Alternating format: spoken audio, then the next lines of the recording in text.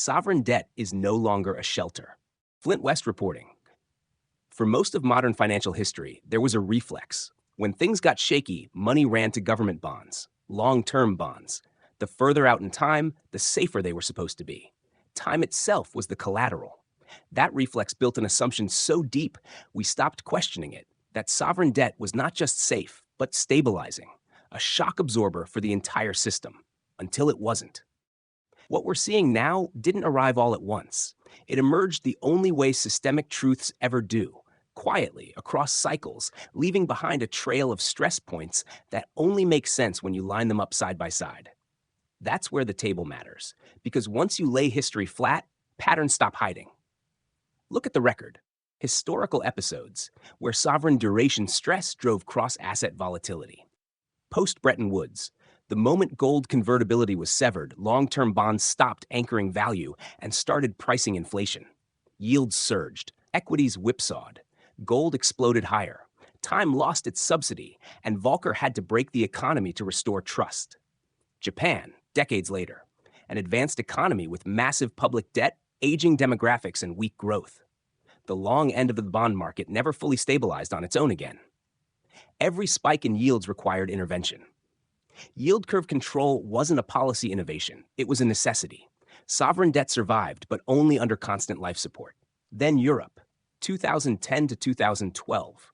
When markets realized that not all euro area sovereigns were equal, yields didn't drift higher. They detonated. Greece, Italy, Spain, capital fled, equities collapsed, banks froze.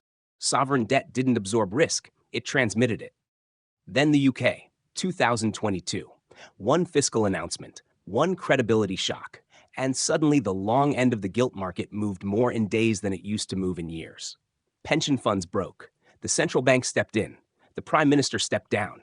The shelter failed, publicly, violently, and fast. Japan again. More recently. Every test of the long end tells the same story.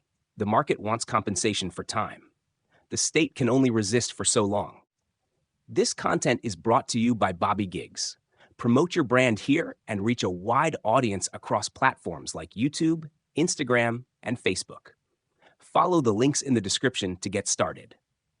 Different countries, different decades, same pattern. Every time confidence in sovereign duration weakens, volatility escapes the bond market and infects everything else. That's what the table shows. Not anecdotes, not opinions, a repeated mechanical sequence. Long-term debt loses credibility, yields rise, refinancing costs climb, liquidity pulls back, assets that should not move together suddenly do. Crypto, equities, precious metals, different labels, same stress. This is why cross-asset volatility matters. It's not random. It's not speculative froth working itself out. It's what happens when the system can no longer rely on the future being cheap. Gold doesn't rise in these moments because it's exciting. It rises because it doesn't promise anything. No yield, no counterparty, no rollover risk. When sovereign debt stops acting like a shelter, markets don't rotate, they retreat. Risk off no longer means buy bonds. It means trust nothing automatically. That's the regime shift. So what comes next? History says governments respond in one of three ways. They impose discipline, cutting deficits, accepting slower growth, restoring trust the hard way. They suppress markets, capping yields, expanding balance sheets, and forcing stability through policy. Or they delay, refinancing at higher costs, crowding out private capital, and hoping time buys them time. None of these paths are painless. All of them change how capital behaves. What the table makes clear is this. Once sovereign debt loses its shelter status, it never fully regains it without consequence. Markets remember. And today's markets are remembering a lesson they've learned before, just not all at once and not in one place. The future is being repriced. Time is no longer free, and sovereign debt is no longer the place you hide when the storm hits. That's not a prediction. That's the pattern. Flint West signing off.